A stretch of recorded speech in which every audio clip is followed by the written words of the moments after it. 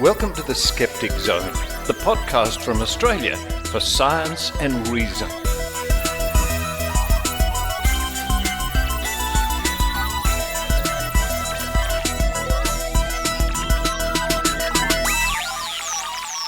Yes, it's the Skeptic Zone podcast, episode number 907 for the 22nd of February 2026. Richard Saunders coming to you from Sydney, Australia. And somebody has ordered extra humidity for Sydney. Oh my goodness. You can almost open the door and just swim down the street. It's so humid. But I guess that's good for the plants. Coming up on this week's episode of the Skeptic Zone, you can count on Adrienne in snowy Calgary, Canada. Different sort of humidity, I guess. Snow from the sky. Adrienne speaks with Nick Tiller, a research associate at the Lundquist Institute at the Harbor-UCLA Medical Center, who focuses on pseudoscience in health and wellness.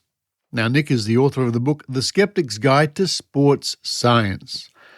And Adrienne and Nick discuss many topics, including the Olympics, chiropractic care, and IV drip therapy. Woo on the sporting field with Adrienne Hill.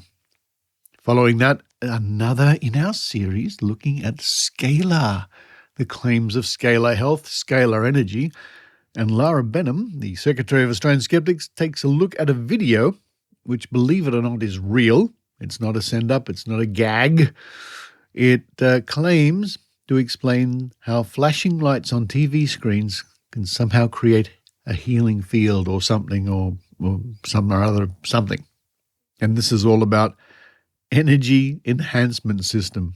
Sounds legit to me. Find out more coming up later on in the show. And to round off the show, we have another look into the TROVE Archives. And because we here at the Skeptic Zone, we like to encourage people to go to Mind Body Wallet festivals or Mind Body Spirit festivals or Psychic Expos, we're going to be looking through the archives here in Australia to references in the past decades to Psychic Expos. Now, if you're in Sydney, put next month's date, the 5th of March in your diary, because we're having Skeptics in the pub at the Occidental Hotel near Wynyard train station. And next month will be trivia, skeptical and general knowledge trivia, with myself and Lara Benham reading out the questions. Lots of prizes and fun things along the way. 60 trivia questions. Come along as a team or join a team on the night. Link in this week's show notes. You can register via Meetup. Now, before we get into the show, the internet has been all of a tizzy lately because of statements put out by former President Obama and President Trump. Now, this has been posted on, I think it would have been Truth Social, President Trump's preferred method of disseminating information, it seems. And this is dated 20th of February. And I don't quote President Trump often, but here we go. Based on the tremendous interest shown, I will be directing the Secretary of War and other relevant departments and agencies to begin the process of identifying and releasing government files related to alien and extraterrestrial life. Those files will be very limited, I think. Unidentified aerial phenomena, UAP, and unidentified flying objects, UFOs, and any and all other information connected to these highly complex but extremely interesting and important matters. God bless America! ! Now, this was inspired, prompted, I think, by former President Obama saying recently, to paraphrase, he thinks that aliens are real, but he hasn't seen any evidence of them. He later clarified, and I think this was a post on X or Twitter, as we all knew it once upon a time.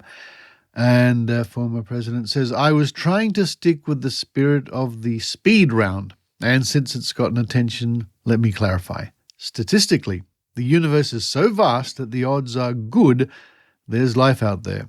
but the distances between solar systems are so great that the chances we've been visited by aliens is low, and I saw no evidence during my presidency that extraterrestrials have made contact with us. Really? ! Now that to me is a very reasonable thing to say, and it aligns with the known evidence to date. And a lot of people, me included, although I try, don't have a good understanding of the vastness of space and how far it is from here even to the nearest star, Proxima Centauri, which is roughly 4 light years away, and how long that would take any vessel to travel that short distance compared to the scale of the galaxy. I'm afraid for the foreseeable future and possibly for all time, jumping in a spaceship, hitting the warp button and visiting another planet in another solar system is great for science fiction. But in reality, well, that's another story. But what I expect to see is increasing interest because the media just love it and the UFO industry is big. It will thrive on this sort of stuff. And Ross, any day now, Coulthard, will be just enjoying it all too, I bet. And in 10 and 20 years, if anybody's listening to this, in the year 2036 or 2046, and the aliens still haven't arrived, well, just know this has been going on for decades and decades. A big shout out to my teacher friends out there who always should have the respect of us all, including all the space aliens. I wonder if they have teachers on other planets. They must do if there are spacefaring civilizations, you would think. Anyway, thank you very much. But now it's time for me to run downstairs on this warm Sunday morning here in Sydney, Australia, and have a nice crumpet. I remember crumpets from my grandmother. Crumpets with butter and Vegemite. While I do that, I hope you enjoy the Skeptic Zone.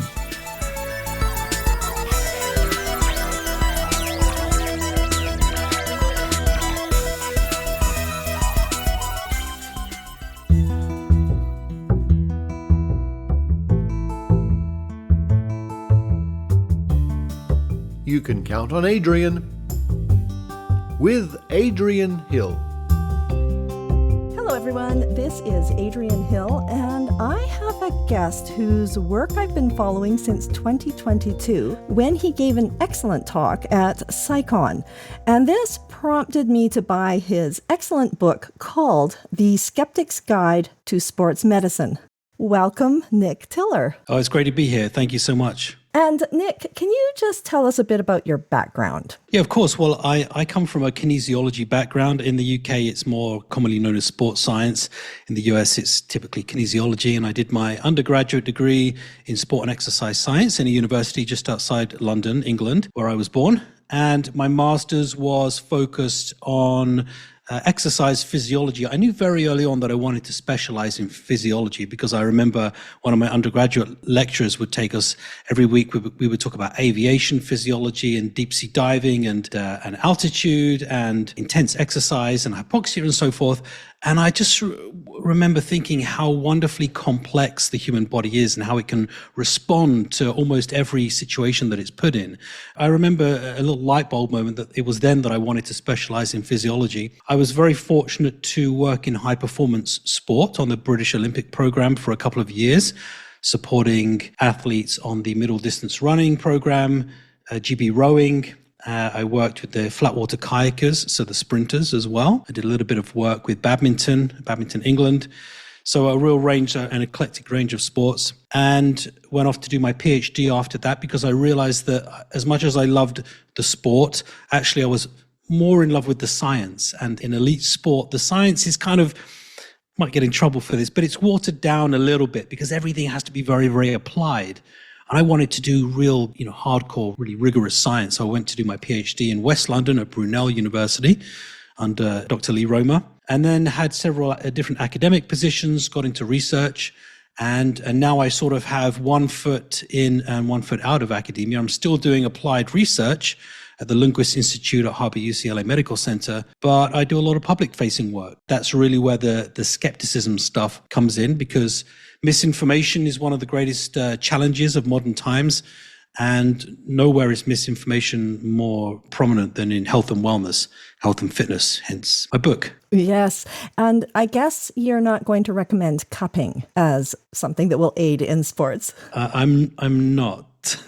I'm not. Not that it was going to make a lot of difference what I tell people, because if somebody truly believes in the benefits of cupping, they're going to continue doing it anyway. But no, it's definitely not one of those interventions that is evidence-based. It's an ancient Chinese therapy. People do it because they enjoy it, they think it works, but it's not really rooted in hardcore science, I'm afraid. What started getting you into skeptical activism and communication? Well, probably like a lot of people who are listening to this podcast, I stumbled on in 2006, 2007, in the early days of podcasts, I was looking for science-based content, and I stumbled upon a little podcast called The Skeptic's Guide to the Universe. And, I started listening, and initially it just seemed like a bunch of nerdy people in a room talking about science. And I didn't really know what scientific skepticism was, but they really were my window into a whole world, a whole movement of critical thinking and skepticism. And the further down the rabbit hole that I went, the more intrigued I became. And really that was my gateway. That was my sort of gateway drug into the movement. And I listened to them for a long time. I started to read books. I started to learn about Carl Sagan and James Randi, people who I hadn't heard of before. I was on the path to becoming a trained scientist. But being a scientist and a critical thinker can be mutually exclusive. And of course, you can be a critical thinker without being a scientist necessarily, although there's obviously a lot of overlap. I was training for my master's in exercise physiology, but I didn't really know much about skepticism. So the SGU really got me into that. And I followed them for lots of years, listened to online lectures and different podcasts and read books. And that was really how I got started in skepticism. And what I've really tried to do since then, I've taken so much from the skeptical community.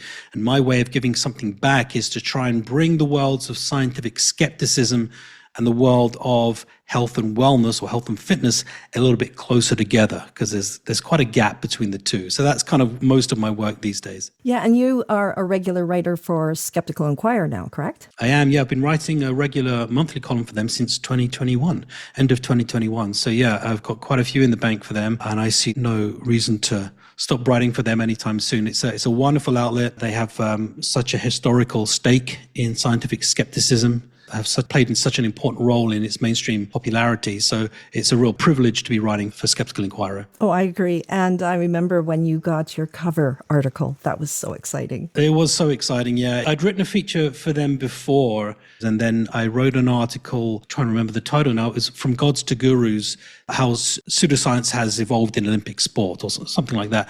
And it coincided with the Summer Olympics.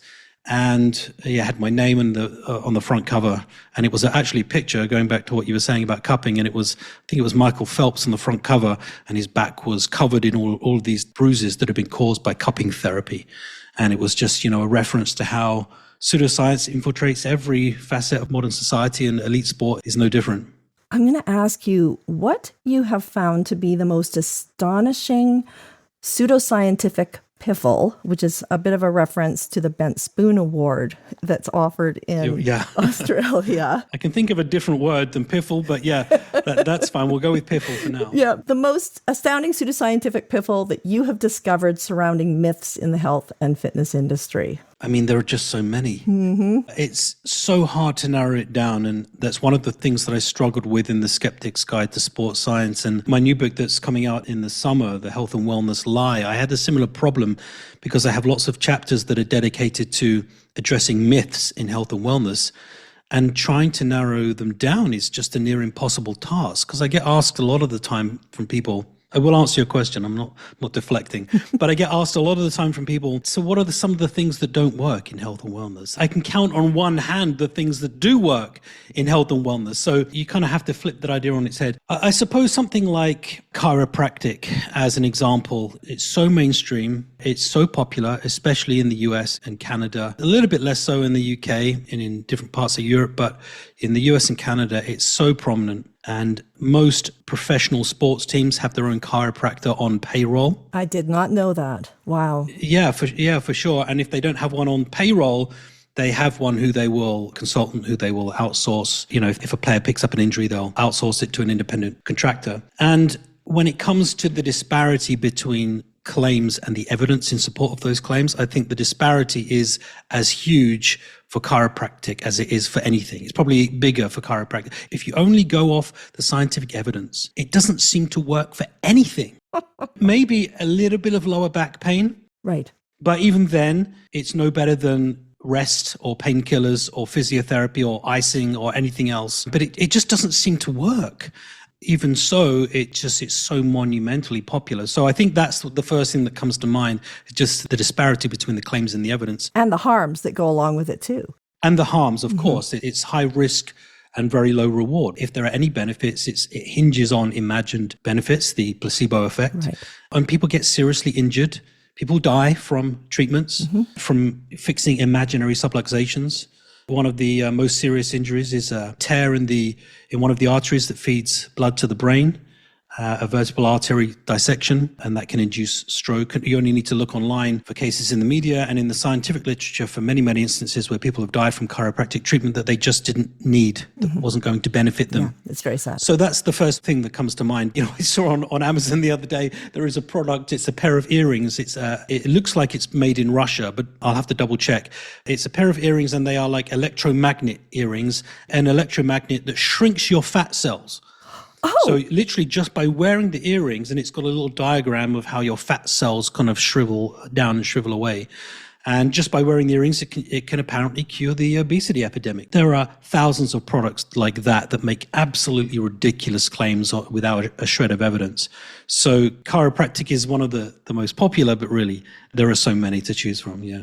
Well, I'm going to tell you my favorite. Please do. And it's in your book. It is where you wanted to imagine designing a product. All right. I thought that was really fun. Yes. It was a product that would bypass the gut and give you all the nutrients you would need to improve your functioning, whether it be for sport, work, school, etc. And it was via IV. And I thought it was really funny in your book how you said, well, then you discovered that it was real, that it was being offered out there. And I have seen this on more recent cruises in the spa. You walk in and the first thing you see is an IV drip bag hanging from a pole. And they're promoting you coming in for this IV therapy for hangovers, to make you feel better, to improve whatever. And it just makes my skin crawl. And for weight loss, for boosting immunity, you name it. So it was an interesting thought experiment because I was trying to come up with 3 of the most deliberately absurd wellness hacks that I could. And, you know, I sat myself in a room and I came up and I thought about these 3 different things. And as you say, in every instance, something very similar was already available on the market. And IV drips are huge. I mean, you'll have seen them at PsyCon when we met in 2022. You know, I always laugh about it because you have this huge gathering of skeptics and critical thinkers, and it's probably the least skeptical city in the world. You have to be so credulous to go there and lose your money betting. And they have oxygen bars and IV drips, and you just need to walk down the strip and you see people offering all of these things. Power bands, even the old power bands that we thought had gone away. They're still around. Absolutely. Yeah. This is the symptom of a broader problem, is that power balance bracelets were obviously been thoroughly debunked by scientists and skeptics over the years. There's not a shred of evidence to support the fact that they do anything beneficial. They are placebo bands at best.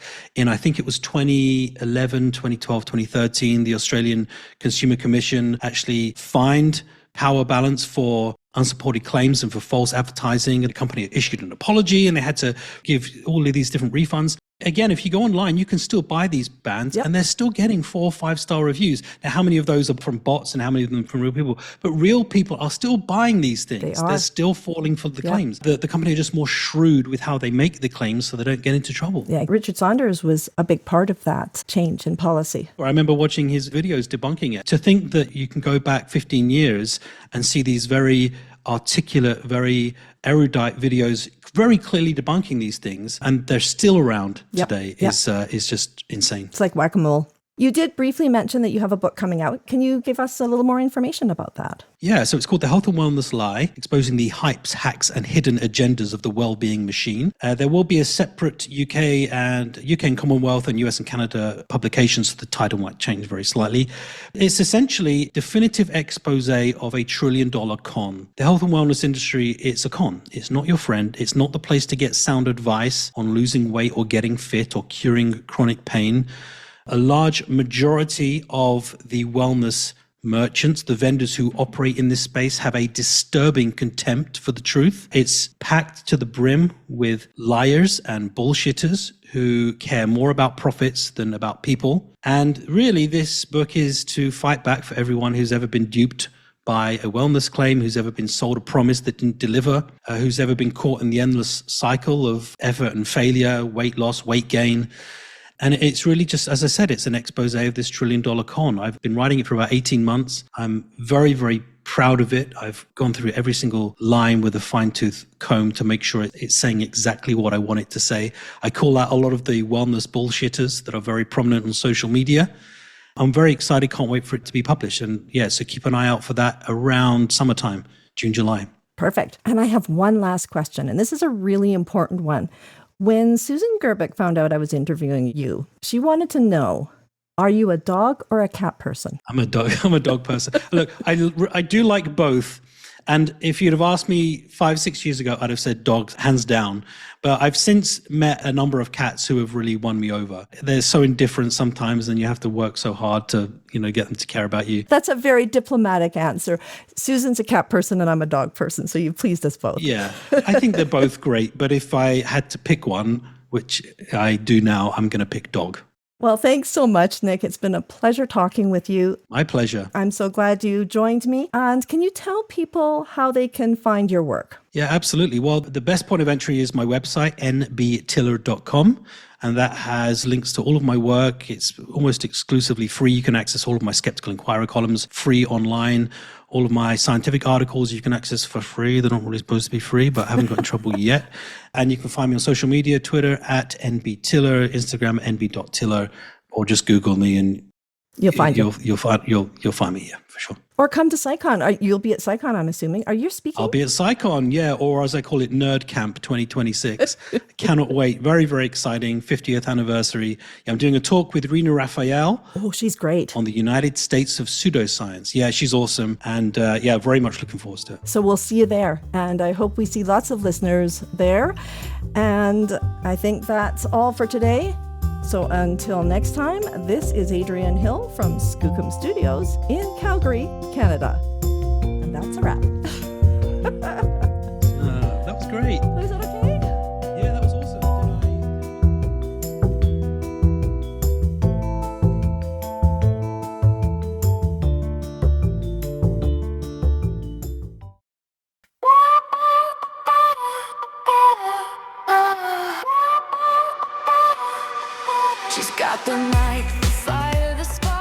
It can't just be me, but something serious is happening to my body. On the Moans is a new podcast from me, Kate Thomas, a pharmacist of 25 years and a newly minted perimenopausal oversharer.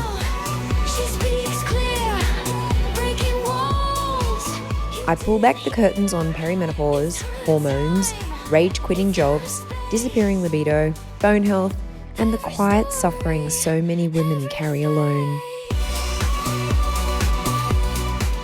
From estrogen quitting her full-time job with no notice and taking all of the neurotransmitters with her, to a friend breaking down in the kitchen whispering, "I thought it was just me."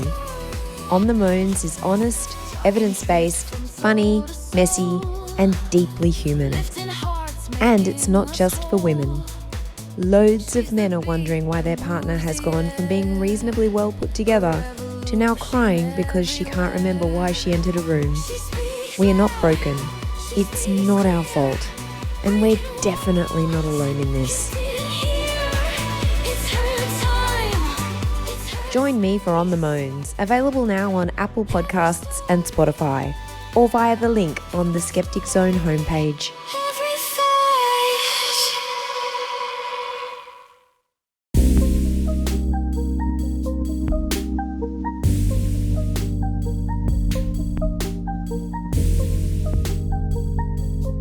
The mysteries of scalar energy. Yes, they haunt us still. Now, in the last couple of weeks of the Skeptic Zone, you've been hearing about scalar energy. I had a go at it. I visited the Secretary of Australian Skeptics, Lara Benham, who's had many years science teaching, and she had a go at it. We're back to have another go, aren't we? What do you mean by had a go? We had a go at trying to get our head around it and explain it. Yes. Yes, we did. That's what we're doing. And it's still fascinating us, actually. And it's fascinating some listeners who are perplexed. There's just as much as we are. Hopefully not too many. But let's look more into some claims of scalar. So a couple of weeks ago, you shared on social media a video that I hadn't seen before. And it's a video that's a couple of years old, but it is from a place in Sydney, a local place to us called the Sydney Energy Healing Hub, which you can go to the website and have a look if you are so inclined. It says it's a pioneering centre for holistic health in Sydney, Australia. And they have this little video that's front and centre on their website, and it's on YouTube. And this is the one that you shared. It only lasts a minute and a half. Yeah. But I watched it, and I think my response on Facebook was, I have questions. Because there's just, again, I mean, there was nothing really terribly new, but they're making some claims that are just very easy to unpack using some basic physics. Yeah. If you would like me to do that. Well, why don't we do that? And we can have look, folks, I will link directly to the video in this week's show notes, but we can hear it and make some comments. Yeah, let's give it a watch. Hi everyone, I've got something really cool to show you. This is the home to our powerful 24-unit energy enhancement system. Come with me and I'm going to show you exactly how it works. But is he though? Because frankly, he doesn't show us exactly how it works. And it's a 24-unit enhancement system. Was that the words he used? I don't know. It was meaning. Like that, yes. I really think you're focusing on the wrong part here, Richard. I probably am. So there's a nice young man, and he's just had a quick chat to us, and he's opened a curtain, and he's walking into a room, and the room has banks of computer monitors stacked on top of each other. Well, I just saw them as TV screens. But TV screens, yes. So there's in each corner of the room is a stack of what looks like 6 TV screens. So I think that's what he means by 24, because there's 4 lots of them, and they're angled towards the centre of the room. Yes. And they have got a whole load of fuzzy colours on them. Yeah, like old-fashioned sort of, well, they're all different sort of colours. It's like an old-fashioned, it's hard to describe. It really is. They're just flashing colours which are moving about the screens. Yeah, it looks almost like static. There's nothing on the screen. It's just different colours flashing around. Flashing around, yeah. Okay, let's hear what he has to say. So we've got 4 of these units in each corner of the room. Each unit has 6 screens, and the colours on these screens represent frequency of light. Okay, I'm going to stop him there. We don't usually, when you're talking about different colours of light, we usually talk about different wavelengths. Wavelengths, so yes. each colour represents different wavelengths. Yes. But sure, why not? Let's just allow him to have that for now. Being projected into the centre of the room. Follow me and I'll show you exactly where that is. Being projected into the centre of the room. Now they are all pointed towards the centre of the room. Fair. But the light, these are not laser beams. These are TV screens. The light is coming off them and going in every single direction. Right. It is not travelling. There will be some going towards the centre of the room. Because, of course, there will be, but they're not projectors as such, no more than a television or a computer monitor. The way he's talking about it as if they are laser beams that are fixed on the centre of the room. That light is coming from everywhere. Now, I am going to make another point here, which may be redundant, but I don't know. There is a whacking great massive strip light in the middle of the room. What I assume is a white LED. So that will be giving off various wavelengths. Not all of them, because white LED is not the same as just sunlight with all the different wavelengths. But that will be given. Now, if that stays on during this healing moment, that negates every single thing he's saying. So I'm assuming that light would be turned off, but let's give him the benefit of the doubt. This right here is the exact center point of the room. So each corner's units are projecting identical light waves of extremely high frequency. No, they're not. They are just not, okay? They are not, I'm going to read that again. Projecting identical light waves of extremely high frequency. Okay, but I'll just quickly say for the listeners, he's standing in the center of the room and there are two crystals, giant crystals, And a beautiful geode. very large one right in the center of the room. Looks like amethyst. Stunning. Very Would have nice. been very expensive. Completely irrelevant, apparently. I don't know what that has to do with anything. He doesn't even mention it. Anyway, so projecting identical light waves. No, they are not. The screens, admittedly, They got again, the same they've got image. the same colours on each Yeah. screen. Well, each screen. This would be easier if you could actually see it. If I'm hoping some of you are having a look, Yeah. but the top screen on each of the stacks is projecting the same image. But the light that's coming out of there is not going to be the same wavelength. It is non-identical waves. We describe them in physics as not coherent. So if you just imagine a particular wave with a particular wavelength and a particular amplitude. So wavelength being how spread out the waves are horizontally, if we're looking at it that way, and the amplitude being the height of the waves or how much energy they have. And if two waves, if we describe two sources as being coherent, that means that the waveforms that are coming out from each source are completely identical. So that's what I assume he means when he says identical. But that is not what you get from a TV screen. That is 100% not what you get from a TV screen.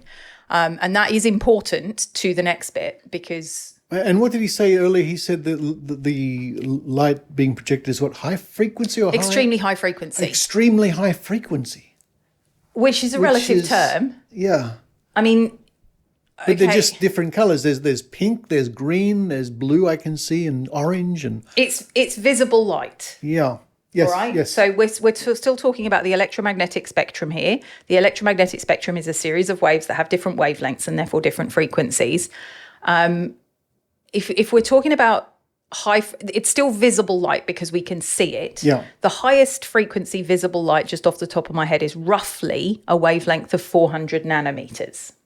You know, and that's extremely high. What does that even mean in this case? So the highest frequency waves in the electromagnetic spectrum are ionizing radiation that have been linked to giving you cancer. That is, how. And you don't want to be sitting in a room with those. But that's not what he's talking about anyway. He's talking about assuming he's talking about the visible light, extremely high frequency would be this 400 nanometer wave, which is. How is that much different from the lowest frequency light, which is about, I think, 700 nanometers? I don't like he's saying it as if it's some kind of bragging thing, but I don't understand what it has to do with anything. Okay. Anyway, so that's the projecting identical light waves of extremely high frequency. Extremely high frequency, and they meet right here at the center point of the room. When they meet, they collide and cancel each other out. No, they don't. And if he knew what he was talking about, he would know that he was contradicting himself. So waves cancelling each other out. So this is a whole section called superposition of waves. What happens when two waves are occupying the same space? And when he says that they cancel each other out, another way of saying that is what we call destructive interference. And that is absolutely a thing that happens in science. So if you have one wave that's wiggling up and down, just imagine, if you have a second wave that is wiggling up and down exactly out of phase with the first one. So when the first one's at the top, at the peak, the second one's at a trough. So looks like this. Yep. Not going to work on the podcast. Not going to work on. Yeah. But they will cancel each other out. Yeah. You can have destructive interference. It is a property of waves. It happens with sound. It happens with light. Once we finish this recording, Richard, I'm going to get my laser. All right. And I'm going to show you that in action. Okay. I'm going to show you how light waves can actually cancel themselves out. That is not going to happen here. The reason being that the waves that he is claiming are cancelling each other out have two issues. One, he just described them as being identical. If they're identical, they're not going to cancel each other out. They're actually going to add to each other.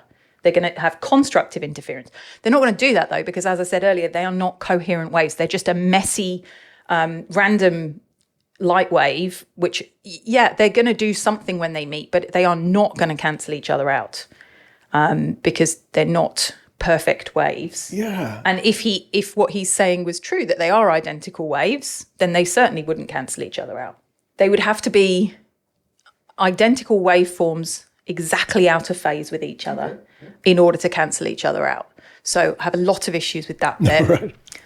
And it just gets worse from here, Richard. Prepare yourself. They cancel each other out, which creates a scalar wave field, also known as zero-point energy. I don't even know where to start there. So They collide There's the and word cancel- scalar, yeah. however, there it is. They collide and cancel each other out, which creates a scalar wave field. No. The whole point of waves cancelling each other out is that they're gone. And in a minute, as I say, I'm going to show you with a laser, light cancel each other. That would make a dark spot. If what he says is true, there'd be a dark spot in the middle of that room because the light waves have cancelled each other out. And you wouldn't could hear it with sound. And you wouldn't see the monitors, would you? Because if No, you were you would see the monitors. You would see the monitors? Yeah, I'm trying to talking get my head about around where this. they cancel each. Yeah, I know. Yeah. There is no getting your head around it. Don't even try. Okay, all right. But where these waves cancel each other out, which I'm assuming he's saying is in the middle of the room, that's where you would get this kind of dark spot. I don't know. But it certainly doesn't create a magical scalar wave field.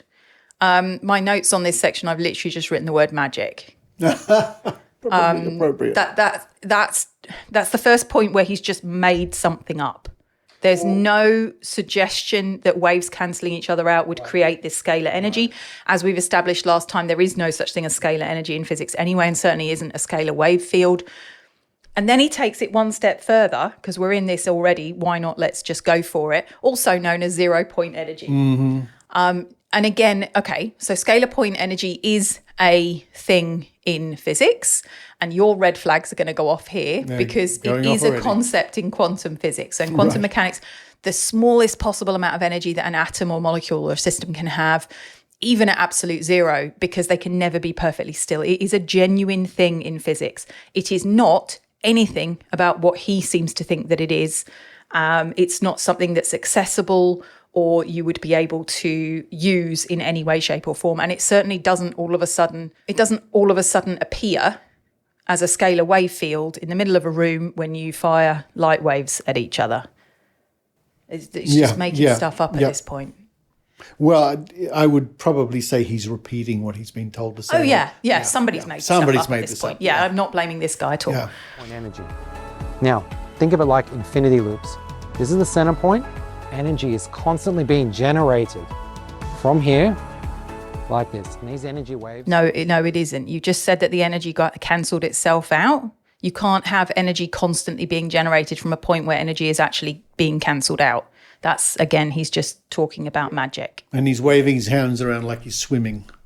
Yes, it's the infinity loops, Richard. I see. Yes. I looked that up because I was like, hang on, is he just... I didn't know what he meant by infinity loops. No, I've never heard that one. It's not a thing, I can assure you. Are very strong and powerful and work on the human body by charging every single one of its cells. Think of it like a battery charger for your phone, except for the human body. And this is the last point that I'm going to make. Humans do not charge up using light. No, we eat The fact food, that I right? even have to say that out loud, I find laughable. We teach our year 7s about cellular respiration at school. Yeah. Humans, effectively, if you're going to describe humans as some kind of battery, we run off oxygen and food, glucose. Yeah, humans do not, we can't charge ourselves up using light or 0-point energy or scalar fields or anything else that he's talking about right now. If that was in any way true, we could just stop eating and breathing and exist in the middle of this room. But it's not a thing in science. We'll just watch the end. Think of it like a battery charger for your phone, except for the human body. Now, the beauty of this is when your body's energy system is charged up, your immune system and your body's ability to heal is greatly optimized. And that's what we're going for here. So if this interests you or you want to learn more, please visit our website or contact us and we'd love to help you. Thank you. Sounds too good to be true. So that was fun, Richard. Do you have any questions?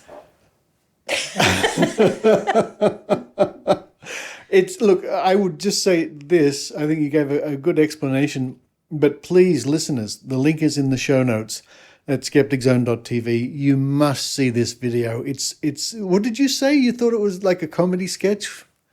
Yeah, I feel bad, but with the TV screens, it looks like somebody having a laugh. Yeah. And it's not. It's serious. It's on their website. And I do feel bad about having a bit of a snigger about it, but it's laughably bad to somebody with even a basic understanding of science. The whole idea that you could sit in a room with lights, flashing lights, which would charge your cells and help your immune system. Yeah. Yeah. I mean, okay, sit in a room with some flashy lights, maybe you'll find that relaxing, but it's not, everything he said about it is it's just patently not true. Well, there you go. That's our weekly look at scalar claims and scalar energy. I think next week we might even look at something else, maybe another look at the pendants. Oh my gosh. Okay. Yes. And they're what did you tell me today? They had alpha, beta, and gamma. Yeah. So as far as I can tell, they have radioactive isotopes in them, which give off the full range of radiation: alpha, beta, and gamma. Yeah. Beta. Depends. Beta. I That's how we pronounce beta. it in England. I'll say beta. Maybe I'm getting confused with Betamax. No, I think it's an Australian thing. Okay. Thank you, Lara. Thank you very much.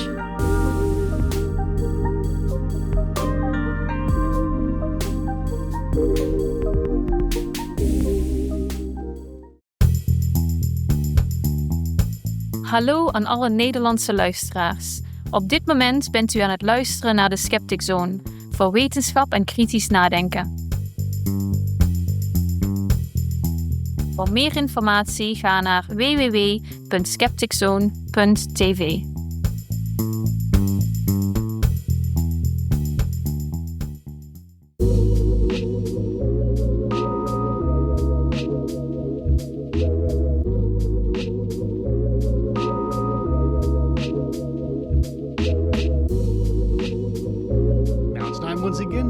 To the digital archives. Thank you, people who put them together. Much appreciated by not only me, but by people around the world, especially at TROVE, at trove.nla.gov.au. Have a look. Right now.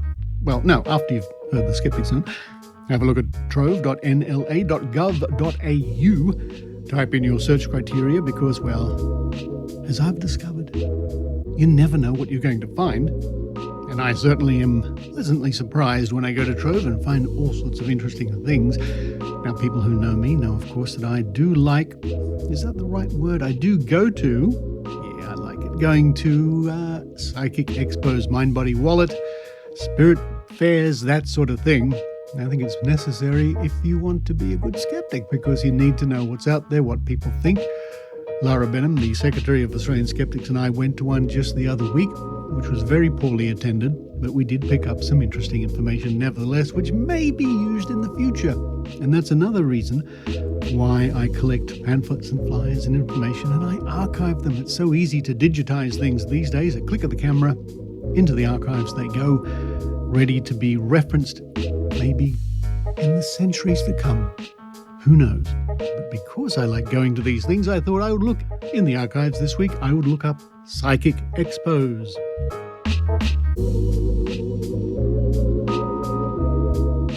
And this brings us to some interesting entries here over the years. For example, in the year 2000, 26 years ago, my goodness me, on the 4th of February, as reported in the Riverine Herald, Echuca, Victoria, which covers Echuca in Victoria and Moma in New South Wales.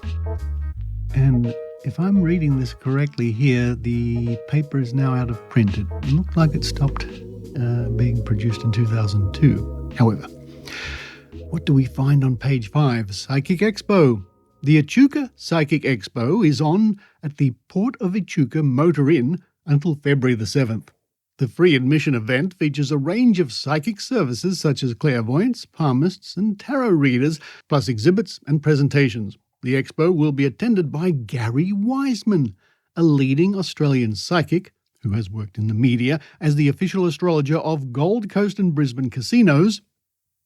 What? And even won the grand prize on TV's Sale of the Century, which was a very popular quiz game show of the era. But what's all this about?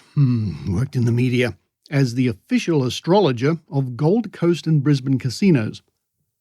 What on earth would a casino want with an official astrologer? And if anybody knows about things beating the odds, it's casinos. Each table is finely tuned mathematically, and the expected win-loss ratio is known to a very fine degree. One would think an astrologer who could use the stars to predict future events would not be entirely welcome at a casino. Or maybe it just doesn't work that way. Might be worth looking In a future episode of the Skeptic Zone, Gary Wiseman, official astrologer of Gold Coast and Brisbane casinos. Now, what does the Australian Jewish News have to say? Published in 1997 on the 6th of June. Something different.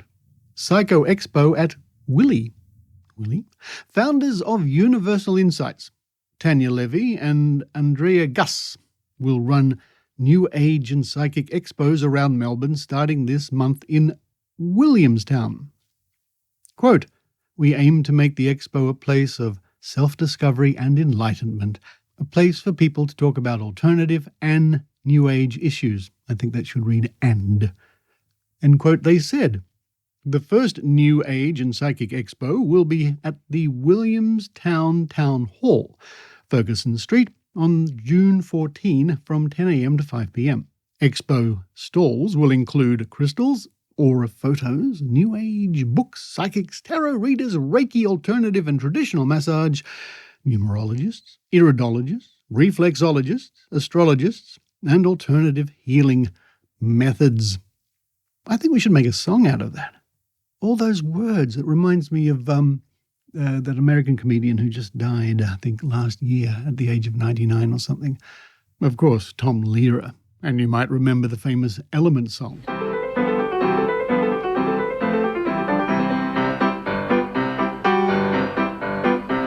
There's antimony, arsenic, aluminum, selenium, and hydrogen and oxygen and nitrogen and rhenium, and nickel, neodymium, neptunium, germanium, and iron, americium, ruthenium, uranium, europium, zirconium, lutetium, vanadium, and lanthanum, and osmium, and astatine, and radium, and gold, actinium, and indium, and gallium, and iodine, and thorium, and thulium, and thallium. There's yttrium, ytterbium, Anyway, actinium, rubidium, and I think you get the idea. Maybe we can do something all those terms I just mentioned. With words like tarot readers, Reiki, alternative and traditional massage, numerologist, iridologist, reflexologist, astrologers, and alternative healing, and you get the idea.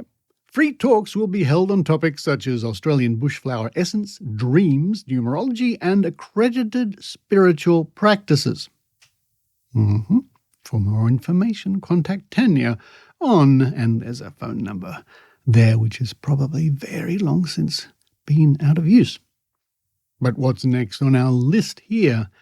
And next we have, once again, the Australian Jewish News, this time dated the 6th of November 1998, under the heading Health. A New Age and Psychic Expo at Paran Town Hall on the weekend of November 21 to 22 has something for everyone, says its organiser, Andrea Gus. There will be stalls selling crystals, spiritual books, relaxation music, drums, feng shui, aromatherapy, candles, jewellery, Native American products, natural skincare, clothing and more. That's the second verse to the song I think we should write. Visitors can have their spirit guide drawn, have your aura photograph taken, or have a henna tattoo applied, or relax with Reiki or a massage. Personal readings are also available, including tarot, clairvoyance, aura soma, I don't know what that is, aura soma, iridology, numerology, and astrology. Free lectures will run all day on such subjects as meditation and past lives. There will be free yoga and Tai Chi classes, as well as a belly dancing display. The expo runs both days from 10 a.m. to 5 p.m. And finally, let's look at once again, it seems that we've picked an interesting couple of papers here. The Riverine Herald, Echuca and Moama from the Murray River area, I guess, Victoria and New South Wales, this time dated the 9th of February in the year 2000, under the heading, I'm a Believer, a story by James Thompson. Yes, I'll admit it. As I walked into the cool, air-conditioned comfort of the Port of Echuca Motor Inn, site of last week's Echuca Psychic Expo, I was more than a little skeptical. Tarot cards, crystal balls, palm readings, to me it all sounded a little bit, quote, over the top, end quote. But that was before I met Hendrik Veltman, and now, dear readers, this reporter believes. Mr. Veltman was one of the range of psychic readers available to help explore the past, present and future at the Psychic Expo. His tools, in quotation marks, include numerology, astrology, tarot reading, and his personal favourite, palm reading, while his areas of specialty are marriage, direction, and career potential. Mr. Veltman said his job was part prediction and part counselling, one of his main tasks being to help his clients believe in themselves. You try and extract what you see as their potential and give it back to them, he said. His aim was to provide his clients with, quote, black and white, end quote, insights into the directions their life was taking, and while there were no guarantees events would actually occur, the signs Mr. Veltman picked up on would help him determine the client's state of mind. Sounds like somebody trying to be a therapist here. Mr. Veltman has been in the business as a psychic for about 5 years, but has been interested in the area for over 10 years.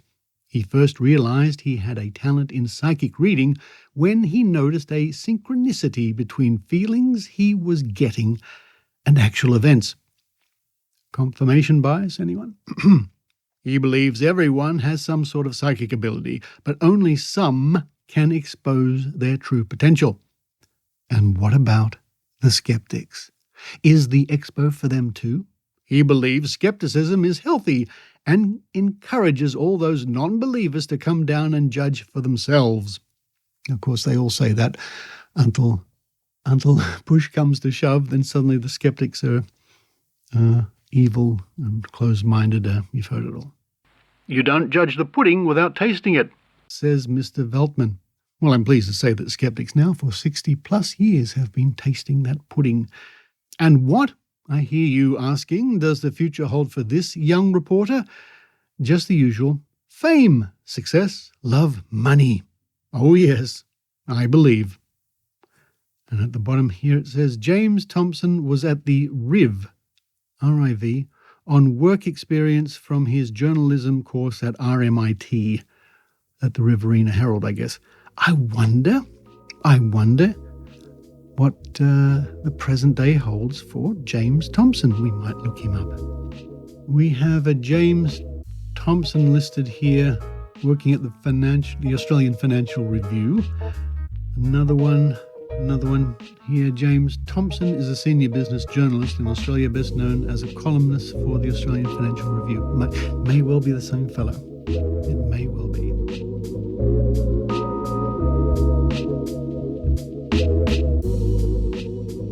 Well, there we go. Just a brief look at some of the references over the years to Psychic Expos. And I guess the point is, as I said at the beginning of this segment, it's worth going. Now, there's another one coming up in Sydney next month, the famous Mind Body Wallet Festival, or is it more correctly known, Mind Body Spirit.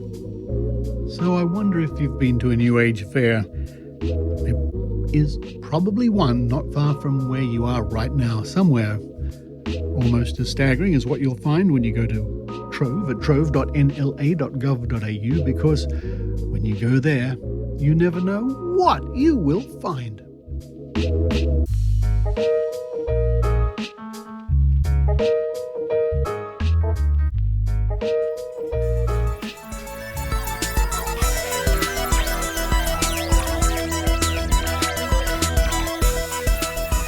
Thank you for listening to the Skeptic Zone podcast, and thank you to those people who continue to support the show via PayPal or Patreon. Without your help, the show would cease to be, would be no more, would end, expire, succumb to the role of... Anyway, thank you very much. And you can join that happy crowd. We happy few. Well, I hope there's more than a few. If you want to help the Skeptic Zone, head to skepticzone.tv, and there are links there to Patreon or PayPal. And while you're there, you can click the link to Noticon plus Skepticon 42, and this is happening in July here in Sydney, 22nd to the 25th of July. The Skeptic's Guide to the Universe rogues and special guests are flying out, especially for days of weird and wacky fun. Can't wait. I don't think Sydney has seen anything quite like it. Noticon. Head to skepticzone.tv and click the link down there on the right of the page, where you can also see where there is also a link to On the Moans, the podcast from our reporter Kate Thomas, and Logical Fallacies from our reporter Michelle Bickersma. But for this week, with birds suddenly... Hello, what's going on? Oh, yeah. I'm just sort of leaning back and looking outside the Skeptic Zone window, and there's a flock of some sort of birds flying by. It's all happening here. This is Richard Saunders signing off from this week. What are they doing? Let me start that again. They've distracted me. For this week, this is Richard Saunders signing off from Sydney, Australia. You want some birdseed?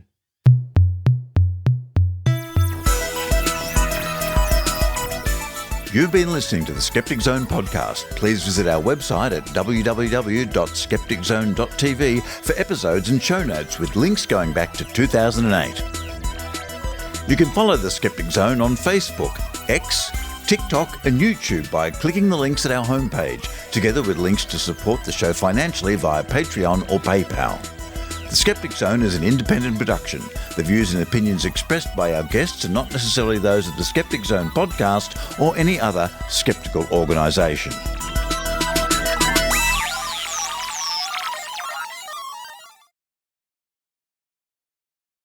Hello to all those people who listen after the music and the birds outside the window. This is where we play the dice game. I'm going to roll a 10-sided die here a number of times, probably 3, 4, and you use your psychic, guessing, magical, mystery, roll-up powers and see if you can determine what numbers are going to come up. I'm going to join you. I'll guess ahead for each roll, one at a time. So, D10, 10-sided die here to start with, and I'm going to guess a 7. Use your psychic powers now. Predict the past, the future, because it's already happened by the time you heard this, but you haven't heard it yet, so what you'll hear is in the future, but what's happened is in the past. Work that one out, psychics. Here we come. Here it is. 7. Hey. I'm off to a good start there. Now I'm going to predict a 10. What are you predicting? What are you envisaging? 10. Here it comes. My silence is because I'm stunned. It's 10. Again, statistically, it's bound to happen sometimes. Well, I'm going to guess this time a 9. A 9. All right. I've never done this and had all 3 numbers come up. It just has never happened. I'm going to guess a 9, and the number is... Oh, and you just have to trust me. No. You know, sometimes I really wish I would just spend the time and aim a camera at the dice machine here. Thank you, Greg Doré in the Bay Area, for giving me this wonderful dice rolling machine. It's a 9. I have gotten all 3 correct. And you might think, well, I've done this just to be fun on the show or as a gag or something. I haven't. And statistically, it was bound to happen one day. And today is the day. 7, 10, and 9. Whew. I've written it down here as I've been going. I should have been filming. I tell you what, but we always do one more, a supplementary. And so I'm going to predict an 8 this time. Now I should really turn on the camera. Here it comes. 1. So there you go. I didn't get 1 out of 10,000. I think that odds would. I think the odds would work out. I beat the odds of 1,000 to 1 this time around. Well, the Skeptic Zone has been going for over 900 episodes, although the dice game has not been going that long. But I digress, of course. One day it was bound to happen. 7, 7, 10, 10, 9, 9, but then 8 and 1. I think I will go down and have a cup of tea.